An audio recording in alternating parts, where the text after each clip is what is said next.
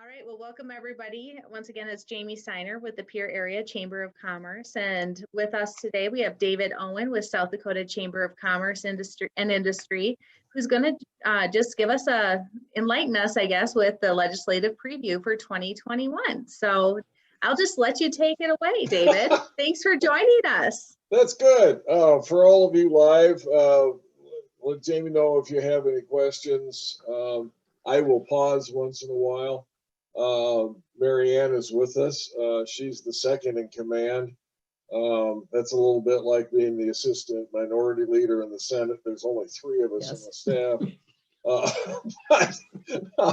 But what you need to know is this organization exists because of her. Because if it was up to me, we'd have all kinds of great ideas, but we wouldn't be getting anything done.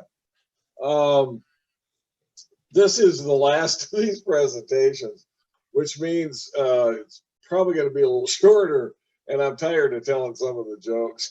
So we're probably going to cruise right on through. There's a lot of review of the last election here. There are some notes in the middle about this legislative body that will assemble starting on the second Tuesday in January, which happens to be the 12th. And then I have remarkably few issues, but a handful of issues I see coming up, and I can share with you some of the revenue projections. My board of directors met 2 weeks ago yesterday, and we had a number of state public servants address that group, and I stole 3 slides from the state economist. He gave me permission, but I feel more like an insider if I act like I got him surreptitiously. Here was the vote, 73.88, or let's call it 74% turnout, 578 registered voters, which is not bad when you consider our population. I think right now is in that 850, maybe 880 range, and we don't let kids vote. The group you see off to the right is voting stations and counties that had a greater than 80% voter turnout. That's virtually everyone. Now, that said, there's really scrawny populations in those places, but still, you get everyone to vote. That's a good thing. This is the peak moment of excitement in this whole presentation. I keep using that transition for that reason. Here's what was on the ballot. I'm going to show you another slide right away. You will note at the top, absentee ballots were 51%. I'll talk about that in a little more detail. So you can stand the wild ride twice. Here is what was on the ballot in rank order by number of votes. Most people voted for president. That happens every 4 years, 422,000. Trump took 62%. U.S. Senate rounds, won his second term with 66% of 420,000 change. Then the next 3 you will notice are ballot measures. We've had this debate for more than a decade, well, since 1889, really, about whether voters are tired of ballot measures, whether they feel beleaguered by ballot measures. And what I've noticed in the 20 years that I've been back, 22 actually,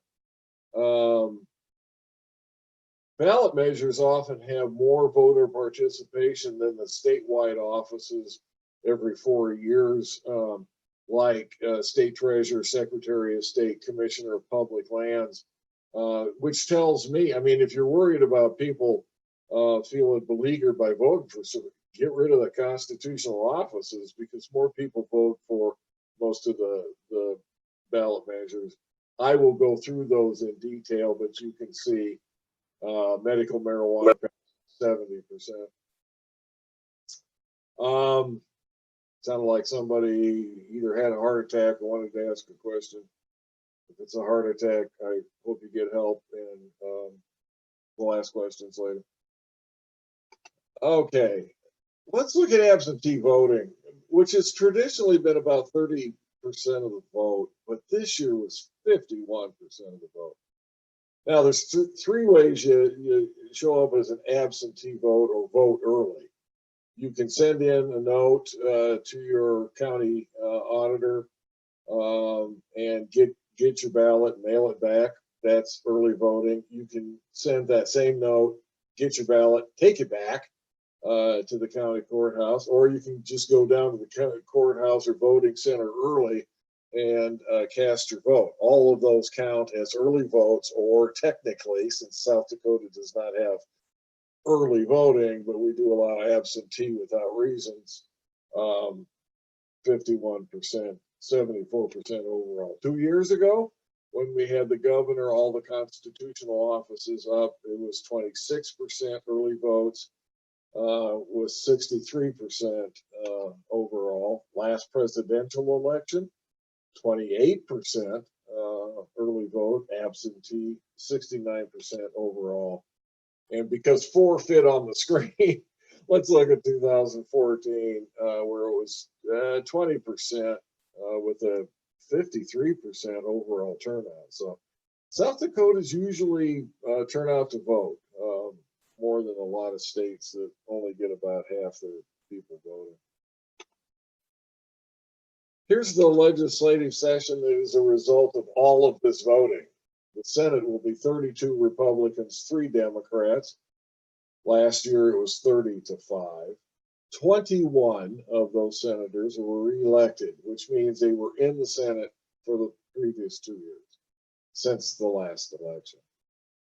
8 members of the House are crossing over into the Senate. Term limits, opportunities. We don't have any former legislators returning to the Senate. And we have 6 people with no previous legislative experience that will sit among the senators, and I have deemed those rookies. The House, 62 Republicans, 8 Democrats, was 59-11. 46 reelected. 3 people are actually crossing from the Senate over to the House. That number is usually like 1. And so we've got 3 this year. 7 former legislators are returning to pick up service, meaning they weren't here at least last time and maybe 2 or 3 other terms before that. 14 people with no previous legislative experience will be sitting in the House. Here's your totals. 67 reelected. 11 reelected but crossing the rotunda, which means 78 of the 105 legislators are reelected. 7 former legislators are returning, and we have 20 people with no previous experience, which is a little bit low. You see, last year that was 25. It's quite commonly been 30, 32 in that range. Here's some thoughts on this legislative body. First, most notably, the Democrats, who had 16 for the previous 2 sessions, lose 5 places and now have 11. Of those 5 places they've lost, they had 4 incumbents defeated in general elections. Now, there were some incumbents that got defeated in primaries. That was this summer's talk. But for the general election, you can see the list of Democrats that were defeated. That 5th Democrat loss was Senator Kennedy in Yankton choosing not to run. He was not term limited.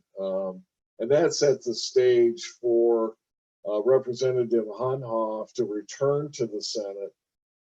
And one of those returned legislators is Mike Stevens from Yankton, who had not served a couple terms, did not serve the last term. He now returns to the House. Of significance, a record number of women in the legislature, 9 in the Senate, 21 in the House for 30. The previous record was 26, which was the case for the last 2 years since the last election, and then previously, I think, in the 70s and one other time. I want to make a note for business people that are looking at this um, about a trend I've watched and commented to our board of directors for about the past 5 years, and it has to do with the nature of what gets referred to as the social conservatives. Sometimes I refer to them as the moralists, and that's a longer philosophical discussion and not a pejorative in my mind. When social conservatives started showing up in numbers, their main focus was um, some education agenda and abortion. Of the last 3 or 4 years, we have seen them expressing some concerns about same-sex marriage, transgender, use of bathrooms, last session surrogacy. And I bring it up for this reason, because when it was some education issues and mainly abortion, the differences we might have had with them were minor and didn't show up as publicly.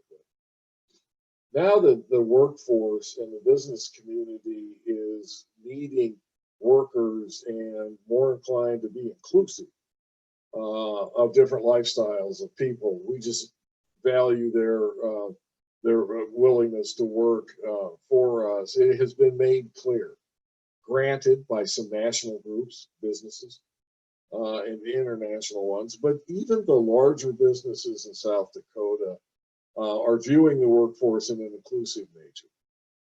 And they don't want us supporting laws that may look like they're protecting some classes, but really, when you apply them and their language, create discriminations based on those differences, based on same-sex preferences, transgender attitudes, based on how people form families. And so we have seen some distancing between ourselves and some of those conservatives. I respect their views, but I'm using this time to tell you, I think those differences will continue and be part of our conversation. Let me go through leadership and I'll see if there's any questions. Senate leadership, Lee Schoenbeck, Watertown will be President Pro Tem. Gary Kamack, Majority Leader. You can see Mike Dietrich there as his assistant. Minority Leader is Troy Heinert still. Red Dawn Foster will be the assistant. And the Minority Whip, whose job it is to keep track of how the other two were voting, will be Reynold Nesba. And if you've met Dr. Nesba, actually, he's one of the smartest people I've ever met. A little volatile with his personality, and I can't wait for him to ride herd on the other two. And it's the three of them. I have suggested that with 9-week session, maybe they'll rotate positions every 3 weeks, but that's kind of snotty. 62 Republicans, 8 Democrats in the House. Spencer Gosh will move from Speaker Pro Tem to Speaker. The new Speaker Pro Tem is John Hanson out of Del Rapids. You can anticipate 2 years from now, should he run and get reelected, that he would move up to Speaker. Kent Peterson, Majority Leader. Kent is a little, he is more moderate than Lee Qualm, who was the previous Majority Leader, and one of those people that got defeated in a primary. Then you can see the whips and the assistant leader. Jamie Smith, Realtor in Sioux Falls, will continue to be Minority Leader with Oren Lesmeister as his assistant. Jamie, any questions? Any interest? How are we doing? I'm following right along, and I appreciate all of your information. Now we'll just take a second. Does anybody want to either chat a question that I can help present, or just go ahead and unmute yourself where David could answer your question? At this point, I should hand it over to Mary Ann. She sat through about 8 of these. All right, let's look at. It looks like there are no questions. Okay, let's look at ballot measures. We had 3 on the ballot. Amendment A was recreational marijuana, a campaign that we played a leadership role in. along with some other people, and lost. 54% of the voters wanted recreational marijuana. I will talk about each of these, and then I'll talk a little bit about what the consequences are of South Dakota turning into a pothead state. Amendment B was sports betting. 58% thought we ought to have sports betting. I will clarify what that means with a slide a little later on. Then recreational marijuana slipped by with 70% of the vote, and we will talk about that in more detail. Let's talk about the Amendment A campaign. We were, as I said, among the leadership of this. What we discovered in June when we did our polling is that 62% of the people were going to vote for Amendment A, and that a good portion of them were doing it because they thought that you needed that for medical marijuana. So our strategy was to say, break that. The other side ran a joint campaign, pun intended. And they created the impression that if you wanted medical, you had to have both of these. We tried to sever that, and I'll give you some evidence that that was working. Is noted on the screen. In October, they had 62. About 2 weeks before the election, or 10 days before the election, Mason-Dixon did a poll for the Kello and the Argus Leader, showed they were down to 51. We got outspent 5-1. $310,000 was sent to South Dakota for the last 10 days of that campaign. That's as much as we raised. And they ended up buoying up to 54%. 1.6 million came from out of state. I have defended the right of people to use out of state money. My honest feeling is when I'm using out of state money, when I'm fighting it, it's evil incarnate. And when I'm using it, it's a constitutional right. The 1.6 million, mostly, all but about 200,000 came from a group called New Approach out of Washington, D.C. And the 1.6 million you see on the screen is on top of 989,000, call it the other million, that they used last year to get on the ballot. So they poured in $2.5 million to turn South Dakota into a marijuana state. I do want to compliment Dre Samuelson, Brendan Johnson, and Melissa Metley. They were the South Dakota faces of this campaign. Melissa has worked for years and years on medical marijuana. These campaigns can get kind of vicious and get a little snarky, but I'll tell you, as the South Dakota component, they were honorable promoters of their cause. I actually had a chance to do joint appearances with them, and I would say this campaign was conducted as well as campaigns get conducted. This is a waste of 40 seconds, but here's the behind the scenes look at the campaign.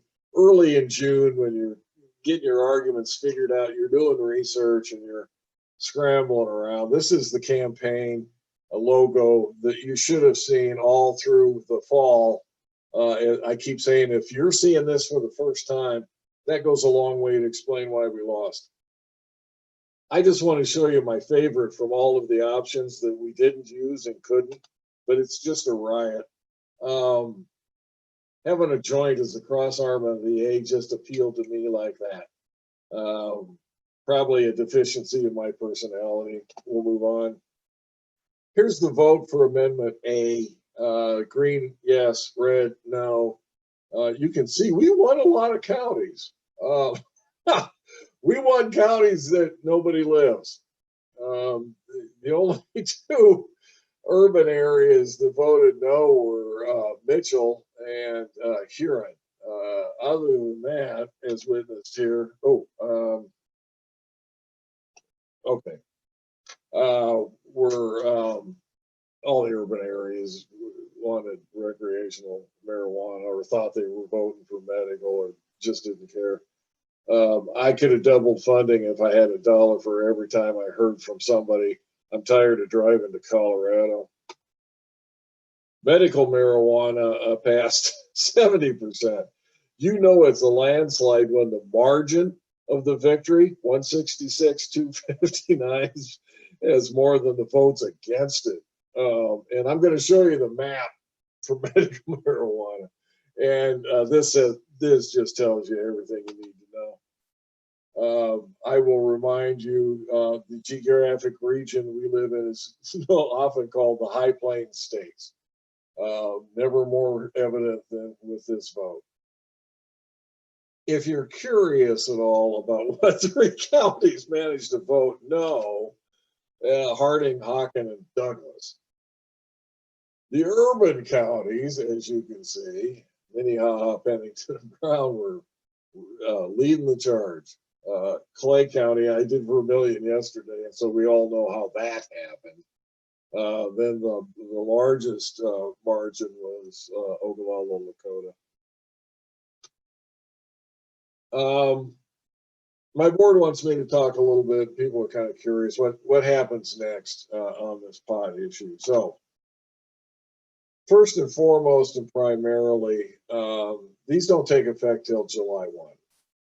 When we have ballot measures that are regular initiatives, IM 26 as an example, those have the same status in our statutory scheme and our lawmaking scheme as any bill passed by the legislature. The difference is they are passed by the people, but they can be amended by the legislature. We do 2 things now that give the legislature a chance to react and evaluate. Petitions are due the November before the election, so that there's an intervening session, which was honestly kind of designed to give the legislature a chance to reach out and embrace an idea. And if they thought the people had a point, a ballot measure could be withdrawn. Hasn't happened, but theoretically possible. Bills passed during the legislative session become effective July 1st, unless there's something in the bill that says otherwise. So it just made sense, and a few years ago we changed the effective date for things passed by initiative and referendum to take effect at the same time. So these will take effect in July, not before. We're not selling pot immediately or anytime soon. There has been a lawsuit filed on Amendment A. It challenges the idea that it would address more than one subject. About 4 years ago, I think it was, we passed a different amendment that said amendments shouldn't be one subject. The general rule in the Constitution requires the legislature to have bills that are, quote, one subject. Now, the courts have allowed a lot of flexibility on that, but it hasn't been tested as a constitutional amendment. So putting this before the court, I think makes sense beyond the debate about whether we should have recreational marijuana. There are other arguments as that what really was done was a revision, and the people in the lawsuit, which is not the South Dakota Chamber. We've made a decision that has a leading opponent who never mentioned this during the campaign. We just leaving this to other people. We came in second. We lost, and so I don't like the political capital it takes for us to do this, and so we're not. The discussion about revision requiring a constitutional convention, I don't think is compelling, but it's in the hands of the courts. We'll see. The Department of Revenue and Department of Health are charged by the amendment with coming up with rules. We had Jim Terwilliger, head of Department of Revenue, talk at that board meeting 2 weeks ago. And he made it clear that he's been in contact with states that have done this. We are the first state to legalize both medical and recreational at the same time. Most of them have went through a medical experience and then later legalized recreational. Mr. Terwilliger's best guess is most states take a year, year and a half to get all this settled down. So that brings up this point. Nothing's going to happen very fast. I know local chambers are getting calls. I know the retailers are getting calls with people that are anxious to know if they can start selling marijuana. I think arguably, unless the lawsuit works, arguably you can own an ounce of marijuana, 1 ounce of marijuana, after July 1st. But all the regulations in terms of shops, who can sell it, what the rules are going to be, will be determined by a combination of the department and the legislature. And we're just going to have to we're going to have to stay calm, and we can't use pot to do that. Let's talk a little bit about the impact on employers. Amendment A specifically protected employers in this sense. Nothing in the amendment requires employers to permit or accommodate use of marijuana or affect the ability to declare your business to be drug-free and tell your employees you won't tolerate use, especially use on the job. You can still refuse to hire for people that have failed drug tests, and you can fire people for failing a drug test. I will share half of the board of directors of the South Dakota Chamber of Manufacturers, and a number of them reported during all of this discussion that their insurance companies have made it clear that if there's a claim and somebody involved in that accident tested positive for THC, they're not paying the claim. Our first meeting, we've been working on this THC issue since December of 2018 as Melissa Mentley and Brandon Johnson were getting ready to gather signatures. Subsequent to that discussion,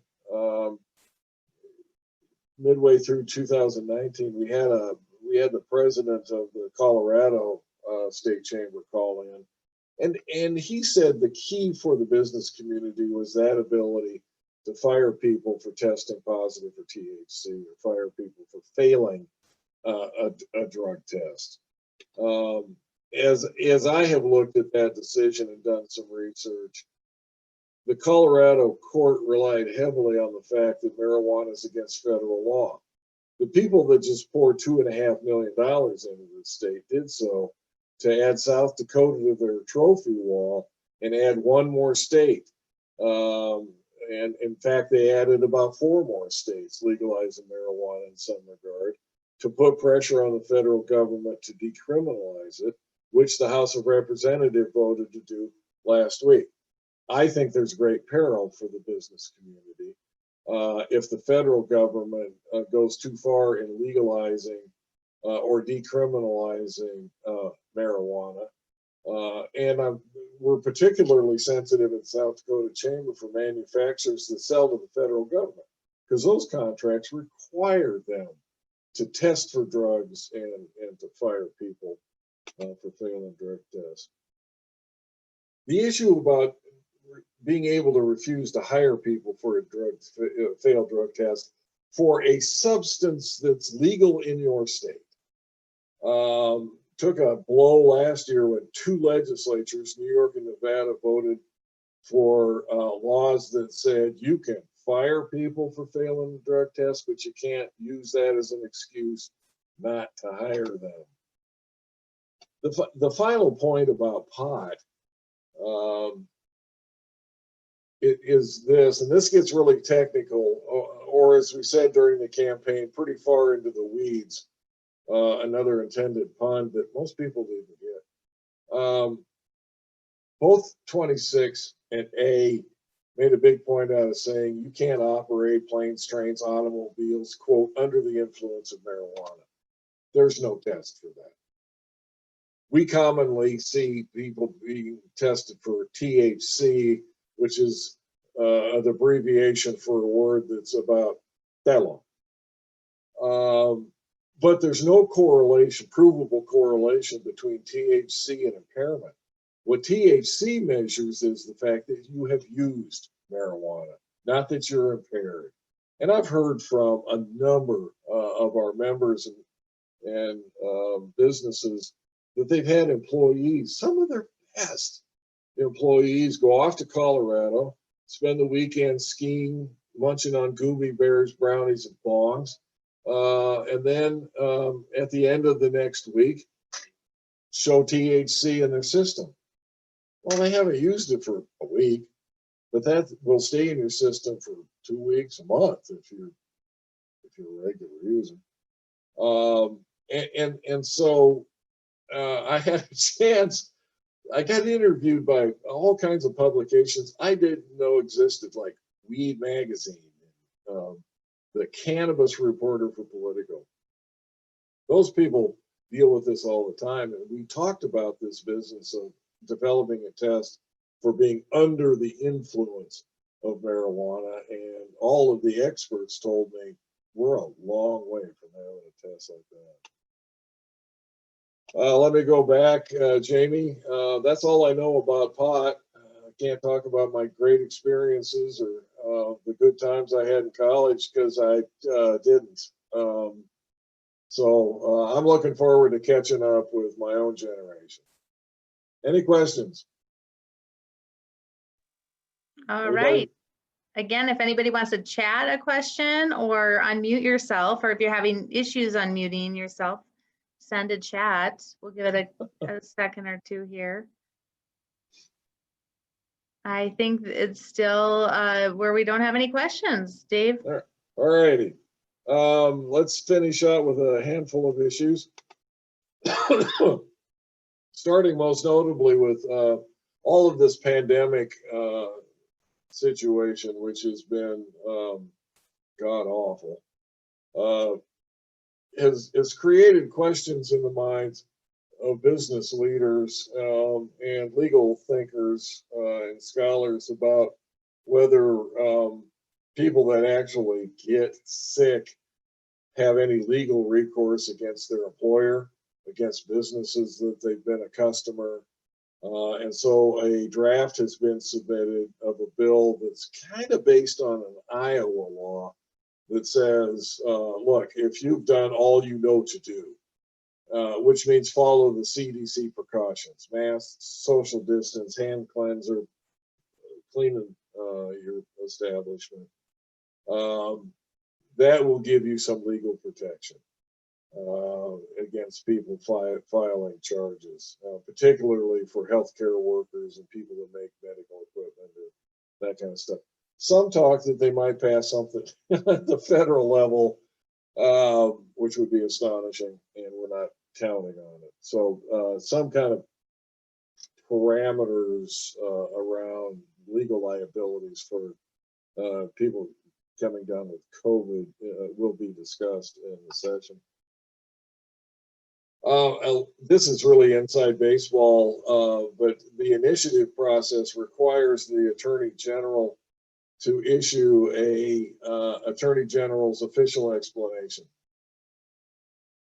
It's about 200 words. That gets put on all the signature sheets that nobody reads while they're signing it so they can go get their mail. And more importantly, it's printed on the ballot. There's no public comment period that allows the parties involved in that issue or general public to comment. There is a waiting period of 5 days in case you want to file a lawsuit. But starting with Attorney General Jackley, I've been talking about the fact that I think the Attorney General's office needs to suffer the slings and arrows of the general public and the people involved in these battles early on so that we can have a comment about what gets put on the ballot. We'll be looking for a sponsor to carry that idea and moving that forward. Sports betting passed. This is an issue the South Dakota Chamber does not think we will be commenting on. But if you follow the issue, here's what's going to be discussed during the session.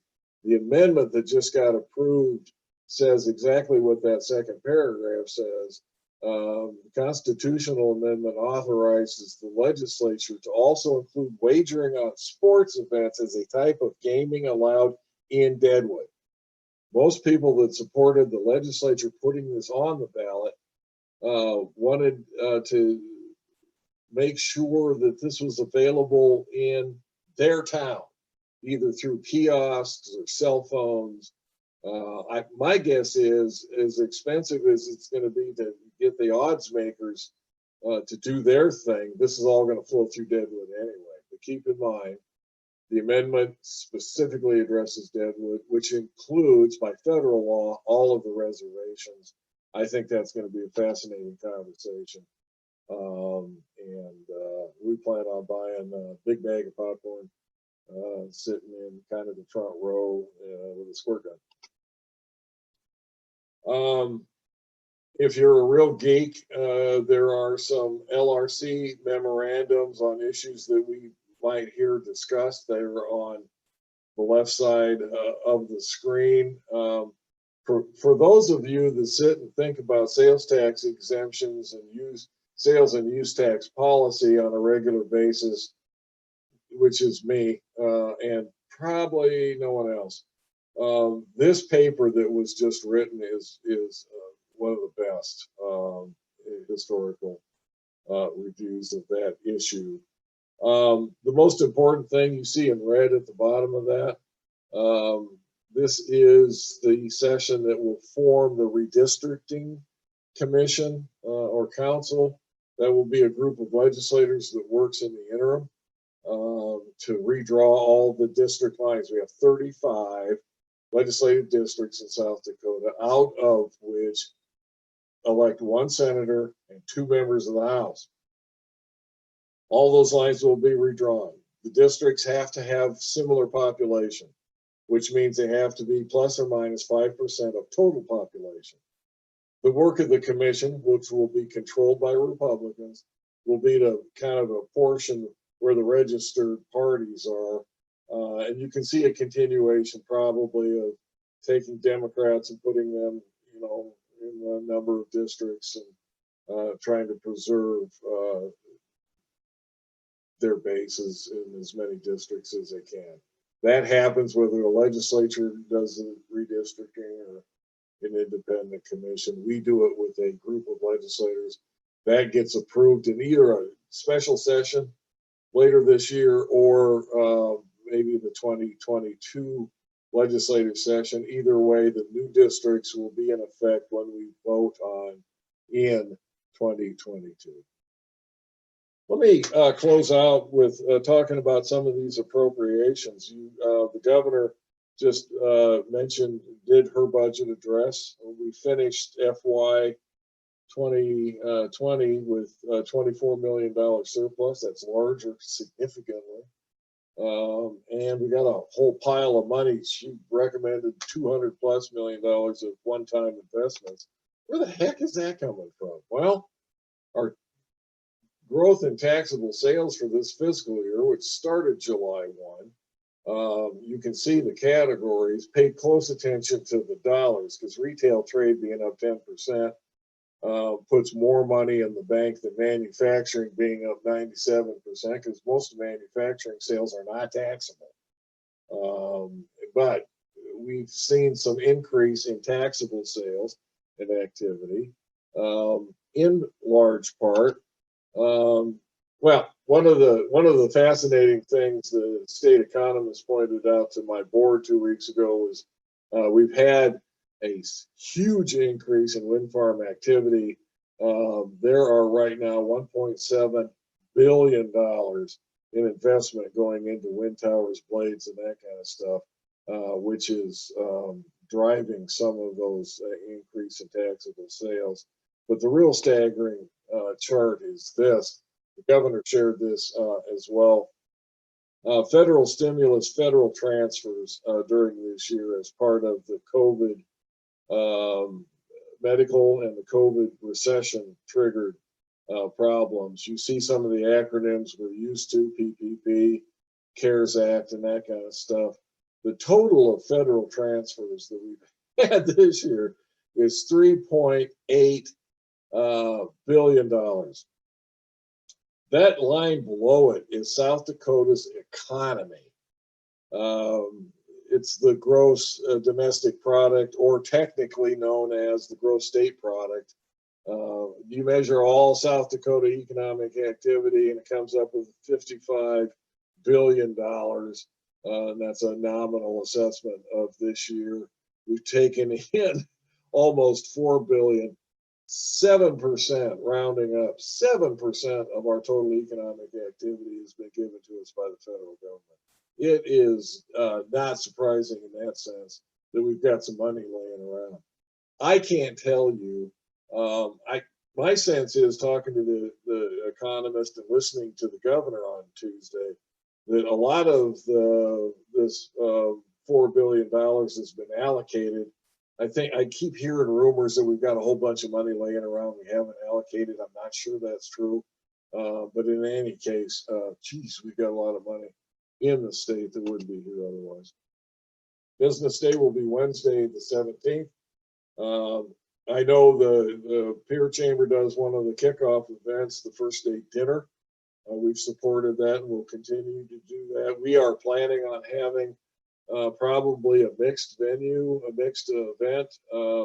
I think socials are going to go on. Jamie, you know better and may want to talk about your vision for that opening night. I think we're going to prepare to at least have business caucus, do our briefing, do our voting, and we're being pushed into a format we've wanted to do anyway, and that's figure out how people staying home, tuning into the caucus, can vote in that caucus, which will give it more strength and make it more compelling for legislators, because we share the results of those questions with them. Final reminder, every Friday at noon, Jamie usually dials in. We do a legislative briefing. I lead that as the head of the South Dakota Chamber, but there's 3 other chambers that have full-time lobbyists. Sioux Falls has Deborah Owen, as I often say, same name, not brother and sister. And they also contract with the lobbyist, Justin Smith. And then Rapid City and Brookings have people at the session full-time. So the 4 of us are available to talk to. It's usually 6, 7, 8 chambers, but that's done every Friday at noon for about 40, 45 minutes. Jamie, that's everything I know, and I made some of it up.